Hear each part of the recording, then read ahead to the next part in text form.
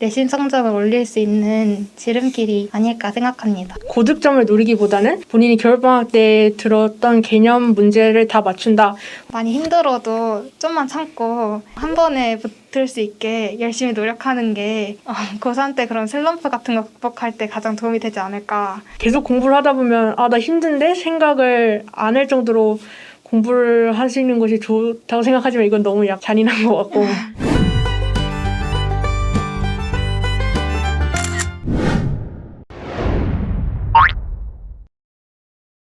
지금 좋은 성적을 받기에 늦었다고 생각이 들면 공부를 어떻게 해야 할까요?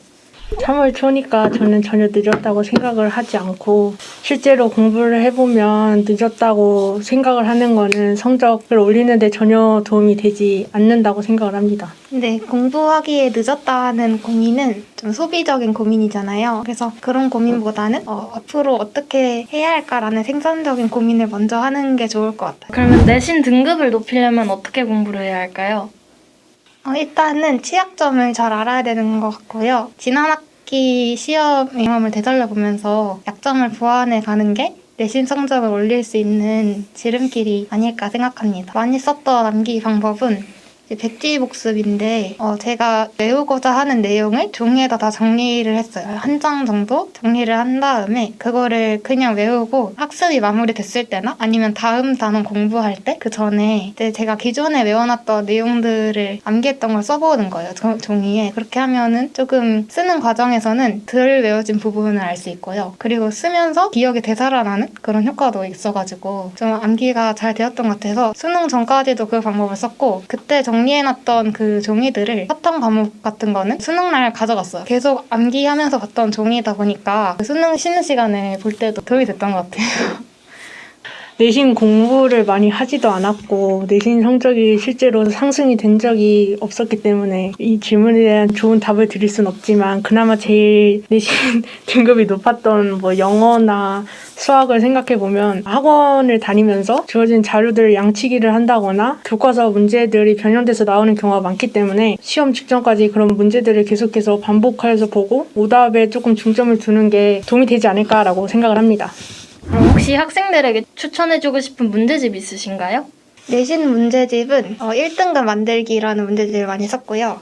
그게 좀 문제가 어렵고 저는 개념이 많이 나와 있는 문제집 별로 좋아하지 않아가지고 유형적으로 많이 구비되어 있는 책을 좋아했는데 그 책에 문제가 엄청 많았어요. 그래서 그게 좋았고 수능 공부할 때는 제가 내신하고 수능을 병행하다 보니까 사설 문제를 많이 풀 시간이 없어서 기출에 집중을 했었는데 그래서 기출 문제 풀 때는 마더텅을 많이 썼고요. 기존의 기출 분석 자료들? 그런 거 시중에 많으니까 그거는 아무거나 해도 되게 좋을 것 같아요. 기출이면. 저는 수능 문제집을 말씀드리자면 마르고 닳도록이라는 문제집이 있는데 해설이 굉장히 자세하게 나와 있어서 도움도 많이 받았다고 해서 말씀을 드리고 싶고 수학은 빅데이터라는 문제집을 사용했었습니다.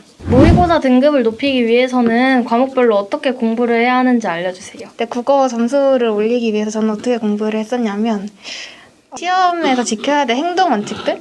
이걸 좀 정립을 했던 것 같아요. 내용적인 측면에서는 공부가 부족했던 게 없었던 것 같은데 자꾸 점수가 틀리다 보니까 이거는 시간 안배 문제인 것 같다라는 생각이 들어가지고 특정 순간에서 어떤 행동들을 취해야 하는가 에다가 이제 초점을 맞추고 실전에서 어떻게 문제를 풀어야 될까를 고민하면서 공부를 했었던 것 같고 문제 푸는 순서나 이런 거를 자기한테 적합하게 알아두는 게 되게 좋거든요. 시중에 나와 있는 사설 모의고사 같은 거 활용해 보면서 어떤 순서를 지켜야 하는지 어디까지 시간을 써야 되는지 고민했고 그런 거 덕분에 성적이 좀 올랐던 것 같아요. 국어 같은 경우는 마다할 같은 기출 문제집을 N회독 하시면서 평가원의 출제 방식이나 풀이 방법을 본인 스스로 체득하시는 게 굉장히 중요하다고 생각하고 지금은 사실 실전 모의고사를 대비한다기보다는 문법 개념이라던가 문학적인 개념을 탄탄히 쌓은 후에 수능이 얼마 안 남았을 때 모의고사를 풀면서 실전 감각을 늘리는 것이 중요하다고 생각을 하고 수학 같은 경우도 조금 옳은 케이스인데 개념이 정말 중요하다고 말씀을 드리고 싶고 개념이 어느 정도 자신감이 붙었다 하시면 기출을 푼다거나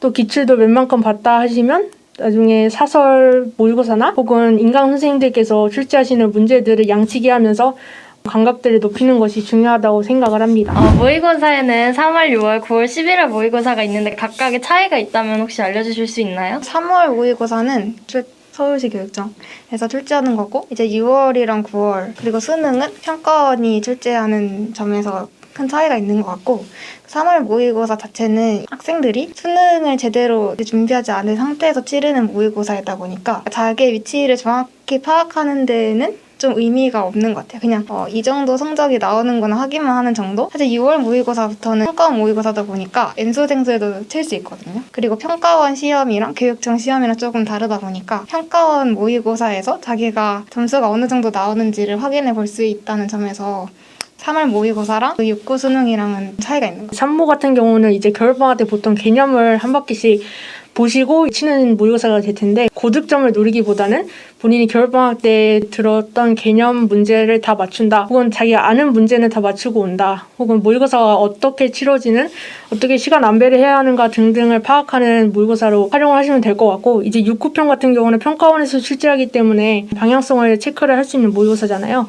그렇기 때문에 6구평은 본인이 6달 혹은 그 이상 동안 공부한 것들을 실력을 확인을 할 수가 있고, 특히 9편 같은 경우는 수능 2달 전이기 때문에 본인의 장단점을 파악을 하는 것이 중요하지 않나? 라고 생각을 합니다. 10일 모의고사는 수능 직전에 치는 모의고사이기 때문에 마지막 실전이다 라고 생각을 하고 임하시는 게 좋을 것 같습니다.